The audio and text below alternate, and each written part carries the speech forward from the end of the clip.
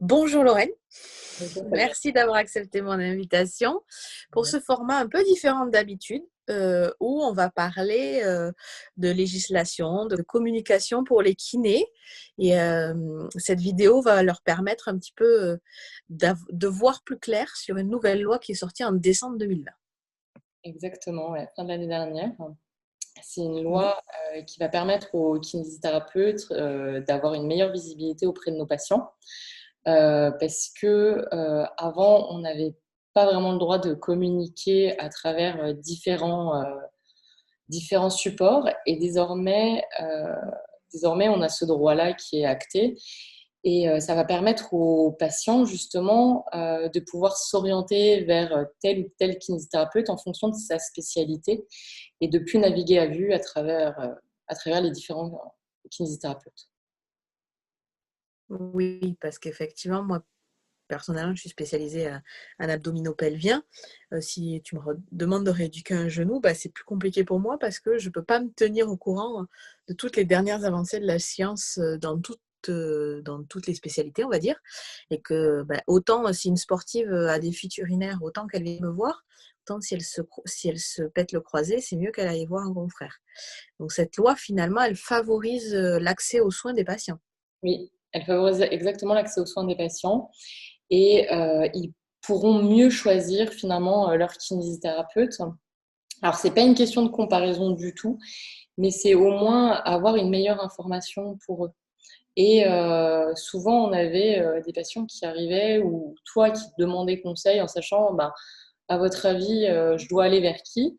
Parce qu'il manquait complètement d'informations. Ce qui n'était pas le cas chez les médecins, puisque les médecins, bah, ils ont leur spécialité affichée. Et nous, on ne pouvait pas le faire vraiment publiquement sur tout support, en fait. C'est ça. Sachant que cette loi, elle n'arrive pas comme ça sur un cheveu, comme un cheveu sur la soupe, comme on dit. C'est un moment qu'elle est en préparation.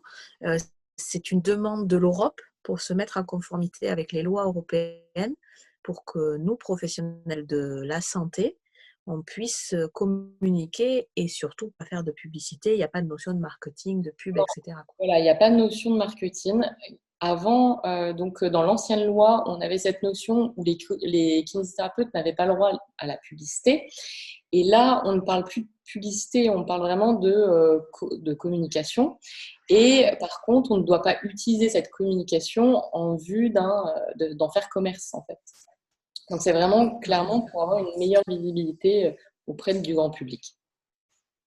Donc concrètement, pour les gens qui nous regardent et surtout pour les kinés qui vont nous regarder, qui vont regarder cette vidéo, ça change quoi? Ils ont le droit de quoi? Ils ont le droit de faire un site internet?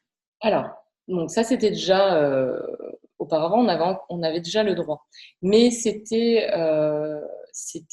pas suffisamment clair sur les informations qu'on avait le droit de mettre à l'intérieur de ce site internet. Donc désormais, D'accord. les praticiens ont le droit de mettre leur nom, leur diplôme, leur formation, qui sont bien sûr toujours certifiés conformes par le Conseil national de l'ordre. Oui, Euh, il faut quand même une certaine logique. Les voilà, formations un peu abracadabresques qui n'ont pas de validité réelle, celles-là, elles ne peuvent pas non plus être mises sur le site internet. exactement. Tu as le droit de parler de ton parcours.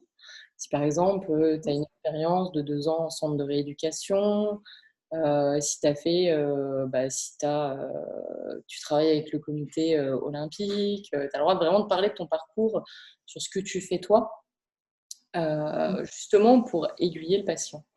Par contre, tu as le droit également de mettre bah, des informations qui concernent ton cabinet. Par exemple, les moyens de paiement,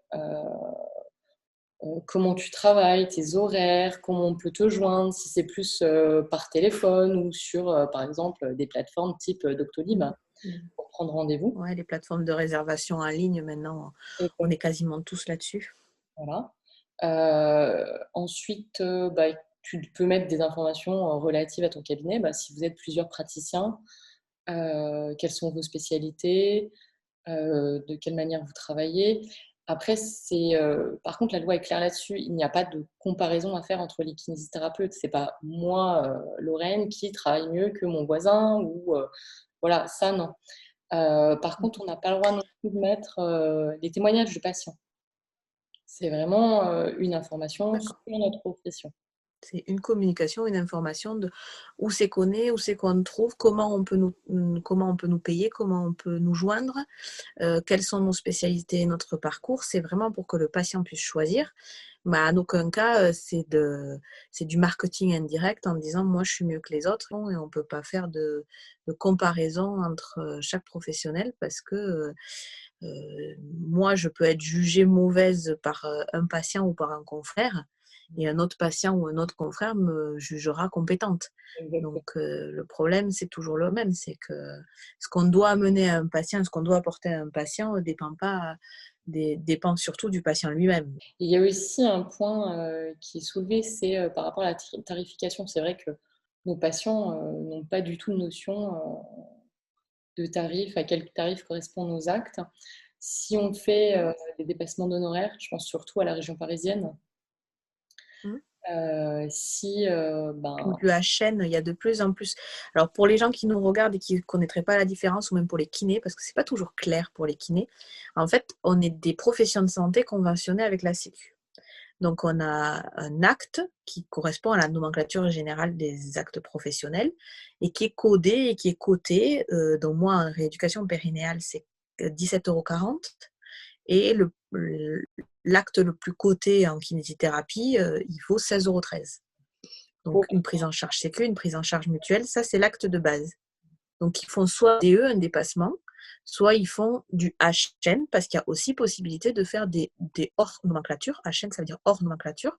Et il y a des kinés qui font des soins hors nomenclature, qui peuvent proposer une de leur expertise sans ordonnance médicale ou avec ordonnance médicale, mais en HN.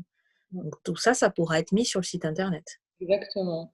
Et autrement, ce Voilà. qu'on peut dire, bah, c'est que le kinésithérapeute, à travers son site internet, peut également faire de la publication d'informations. Finalement, ce qu'on fait sur Instagram, sur les réseaux sociaux, désormais, il peut le mettre sur son site internet et toujours en respectant, en veillant à ce que ça n'aille pas à l'encontre des règles déontologiques. Et il y a vraiment une Mmh. responsabilisation du professionnel auprès de l'information qui est faite au grand public pour qu'il respecte justement le caractère éducatif, scientifique et que ça soit étayé par rapport aux dernières informations scientifiques. Est-ce que la loi, elle permet de borner que les sites internet? Ou est-ce qu'elle Non, il y a d'autres choses aussi.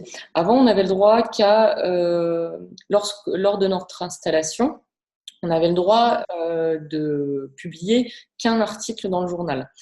Là, désormais, Mmh. ça a aussi un petit peu changé, c'est-à-dire que seulement dans le cadre de l'installation, on a le droit de communiquer sur plusieurs supports à la fois et plusieurs publications, toujours en respectant les règles déontologiques. D'accord, donc on peut faire les publications, c'est quoi? C'est, du coup les journaux, un passage radio local? Voilà, site internet, tu peux, voilà, c'est oui, voilà, exactement. Et pour la communication sur les réseaux sociaux, est-ce que ça en fait partie cette loi? Ou est-ce Exact. que par extension, c'est exactement la même chose que sur les sites internet? Non, c'est exactement. Alors, on aura, je pense, les recommandations du CNO suite à cette loi, mais dans la loi, ils mettent tout support. Donc, tout support, c'est en restant D'accord. toujours, voilà, tu vas pas aller sur Instagram en disant, bah écoutez, voilà, madame un tel kinésithérapeute, voilà, je fais ça, bah, vous pouvez venir chez moi. Ça, c'est de l'incitation. Oui, ça, on n'a toujours pas le droit. Dire que donc il faut bien différencier 2 choses, c'est-à-dire un compte comme moi j'ai, où j'ai un pseudo et je garderai toujours mon pseudo parce que mon but, c'est de faire de la vulgarisation médicale sur la périnéologie, de faire de l'éducation thérapeutique, et cetera. Donc c'est presque notre métier qui découle de mon métier de kinésithérapeute, mais c'est presque notre métier. Et ceux qui sont donc kinésithérapeutes, qui pourront avoir du coup, certes, un compte Instagram, une page Facebook et un site internet, les 3 liés avec quelque chose d'un peu logique. Il va falloir que, je pense, certains de nos confrères se forment à ce qu'on appelle la charte graphique, donc le même nom partout, les mêmes couleurs partout pour que ça se retrouve. Et du coup, publier le même style de contenu, ça restera informatif sur les techniques qu'ils utilisent et ça ne peut pas être un moyen de communication de commerce, comme tu disais. Exactement. Il faudra faire attention à ça. Mais par contre, ils pourront utiliser leur vrai nom, avoir un site internet ou une page Facebook ou une page Instagram avec leur vrai nom. Ouais. Tu pourrais être Ok. interviewée en disant, bah voilà, je suis Sabrina, kinésithérapeute, si tu le fais dans le cadre pour ton travail, hein, pas en faisant d'information. Ok. Bon, mais ça c'est cool. Donc, dans tous les cas, ne pas inciter au commerce, ne pas inciter à venir chez nous, juste dire c'est informatif, je fais ça, ça, ça et ça. Si ça vous correspond, tant mieux. Si ça ne vous correspond pas, ben, allez chez le voisin. Oui. Ok, bon, ben, ça me paraît clair. Donc, Lorraine, est-ce qu'il y a un autre point sur la loi, du coup? Alors ouais, il y a un autre point que je voulais mettre en avant par rapport dans le cadre de sévices ou de maltraitance sur personnes, donc sur nos patients, puisque c'est eux qu'on se rend compte, qu'on rencontre au quotidien. En fait, il y avait une limite d'âge où on devait obligatoirement signaler, c'est-à-dire c'était 15 ans. Avant 15 ans, D'accord. on a l'obligation de signaler tout cas de maltraitance, de sévices, d'abus sur les personnes fragiles. Et maintenant, ce point-là a été enlevé. C'est-à-dire que la personne ait 85 ans, que la personne ait 40 ans, ou qu'elle ait 13 ans, ou 12 ans, ou 8 ans, on est tenu à alerter les autorités compétentes en cas de maltraitance. D'accord. Et du coup, clairement, les autorités compétentes, c'est qui? C'est peut-être pas tout de suite les flics, ça peut être qui, l'ARS, ça peut être... Ah non, mais bah, après, ça dépend le sévice, mais quand tu es face à un cas de viol ou de maltraitance, si, ça peut être directement les services. Ça peut être la police, du coup. Ok. Donc, c'est toute maltraitance. Maltraitance psychologique, maltraitance physique, violence sexuelle, etc.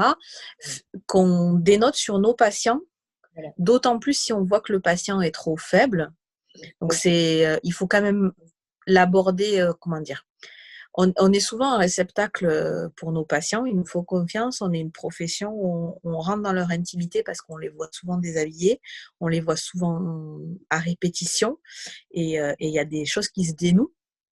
Donc je pense que le principal, c'est déjà d'être un support pour nos patients et pour leur écoute.